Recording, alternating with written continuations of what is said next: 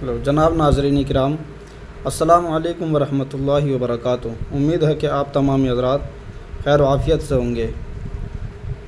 مولا تبارک و تعالی ہم تمام ہی ناظرین کو اہل سنت و جماعت پر قائم و دائم فرمائے اور ہمارے عقائد و ایمان کی حفاظت فرمائے، ہم سب کا خاتمہ ایمان پر فرمائے۔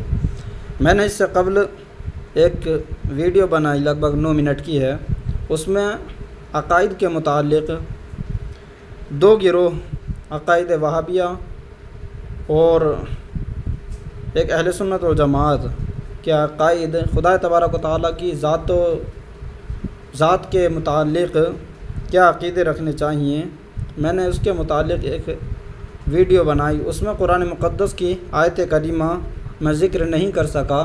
اس ویڈیو میں قرآن پاک کی آیت کریمہ ذکر کرتا ہوں اور ثبوت کے طور پہ اس کو پیش کرتا ہوں۔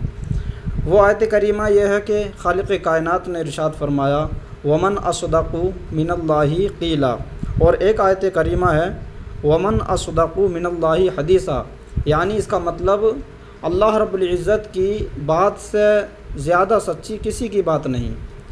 اور دوسری جو آیت کریمہ وہ بھی اسی کے مشابہ ہے، ومن اصدق من اللہ قیلا، یعنی پروردگار عالم کی ذات، پروردگار عالم کی بات سے زیادہ سچی کسی کی بات نہیں۔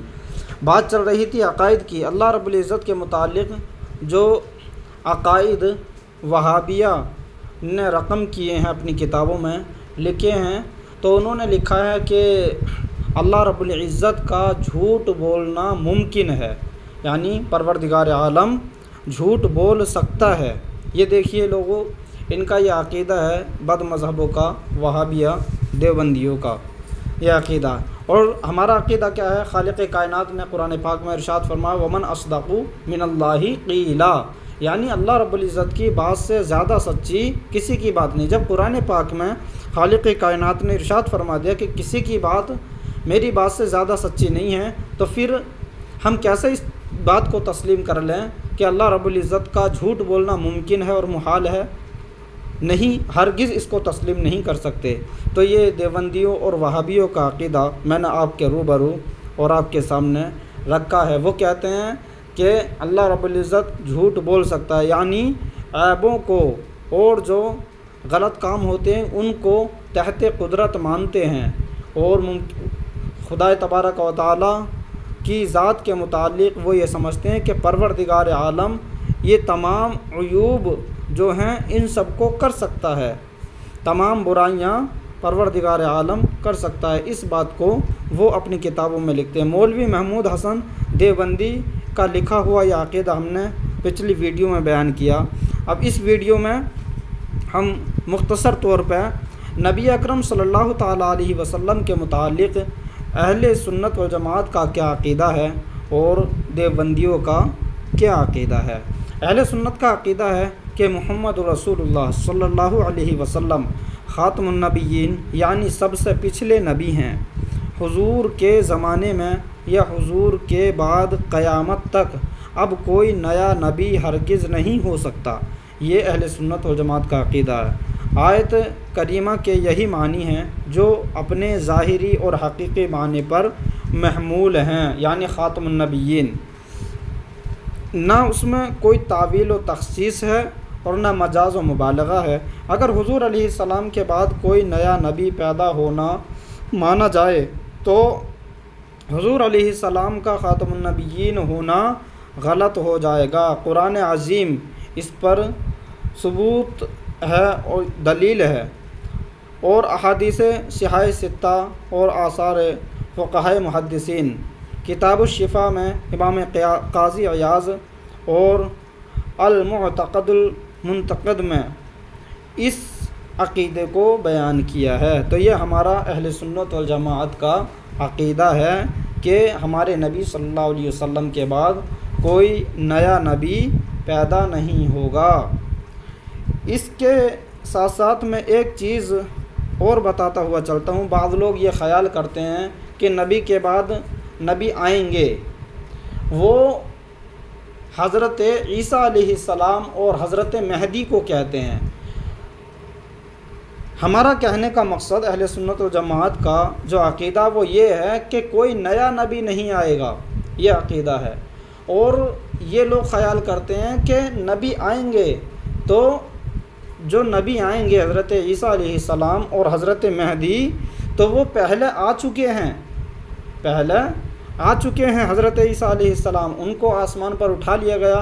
اب حضرت عیسیٰ علیہ السلام قرب قیامت تشریف لائیں گے، تو وہ نئے نبی نہیں ہوئے، بلکہ جب تشریف لائیں گے حضرت عیسیٰ علیہ السلام تو وہ ہمارے ہی نبی کی امت میں اور آپ کے ہی طور و طریقے پر عمل کرتے ہوئے تشریف لائیں گے۔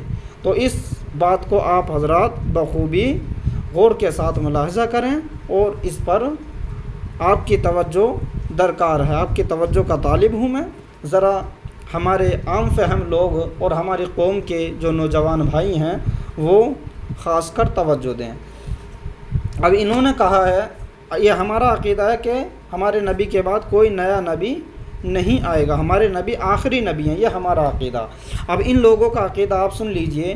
دیوبندیوں کا عقیدہ ہے کہ حضور علیہ السلام کو اس معنی میں خاتم النبیین سمجھنا کہ حضور سب سے پچھلے نبی ہیں۔ عوام یعنی نہ سمجھ لوگوں کا خیال ہے، یہ نہ سمجھ لوگوں کا خیال شمار کرتے ہیں وہابیہ۔ سمجھدار لوگوں کے نزدیک اس میں کوئی فضیلت نہیں۔ بانی مدرسہ دیوبند مولوی قاسم نانوتوی لکھتے ہیں کہ عوام کے خیال میں تو رسول اللہ صلی اللہ علیہ وسلم کا خاتمہ ہونا بئی معنی ہے کہ آپ کا زمانہ انبیاء سابق کے زمانے کے بعد اور آپ سب میں آخر نبی ہیں، مگر اہل فہم پر روشن ہوگا کہ تقدم یا تاخر زمانی میں بالذات کچھ فضیلت نہیں۔ تحذیر الناس میں صفحہ نمبر 3 پر یہ لکھا ہے۔ اور پھر دوسرا حوالہ میں ذکر کر دیتا ہوں۔ دیوبندیوں کا عقیدہ ہے کہ حضور علیہ السلام کے بعد کسی نبی کے پیدا ہونے سے حضور علیہ السلام کے خاتم النبیین ہونے میں کچھ فرق نہیں پڑ سکتا۔ چنانچہ بانی مدرسہ دیوبند لکھتے ہیں اگر بالفرض بعد زمانہ نبوی صلی اللہ علیہ وسلم بھی کوئی نبی پیدا ہو تو پھر بھی خاتمیت محمدی میں کچھ فرق نہ آئے گا۔ یہ انہوں نے تحذیر الناس صفحہ نمبر 28 میں لکھ دیا ہے۔ تو دیکھیے حضرات، یہ آپ حضرات کے سامنے میں نے ایک عقیدہ اہل سنت والجماعت کا رکھا اور ایک دیوبندی حضرات کا عقیدہ رکھا۔ آپ خود فیصلہ کر لیں، آپ قرآن کی بات مانیں گے، اللہ کی بات مانیں گے، یا پھر گستاخان رسول کی بات مانیں گے۔ تو میرے عزیزوں، دوستوں، بزرگوں، ذرا اپنے دل کی آنکھوں کو کھول کر رکھیں اور عقائد کی باتوں کا جاننا بے حد ضروری ہے، ان پر خاص کر کہ توجہ دیں۔ بعض حضرات کو ہم نے ایسا بھی دیکھا سماج کے اندر کہ وہ نہ جاننے کی وجہ سے، علم نہ سیکھنے کی وجہ سے، عقائد کی باتوں کی جانکاری نہ ہونے کی وجہ سے ایسے کلمات اپنی زبان سے نکال دیتے ہیں جن کی وجہ سے وہ گمراہ، بد دین، بد مذہب ہو جاتے ہیں، ہدایت کے راستے سے بھٹک جاتے ہیں۔ تو عزیزان گرامی، میری آپ سے یہی درخواست ہے کہ برائے کرم خدا کے واسطے ذرا اپنے ایمان و عقیدے کی حفاظت کرنے کی کوشش کریں۔ السلام علیکم ورحمۃ اللہ وبرکاتہ۔ انشاءاللہ اور عقائد کے متعلق اور ضروری معلومات مذہب اسلام دین کے متعلق میں آپ کے سامنے پیش کرتا رہوں گا۔ خدا حافظ۔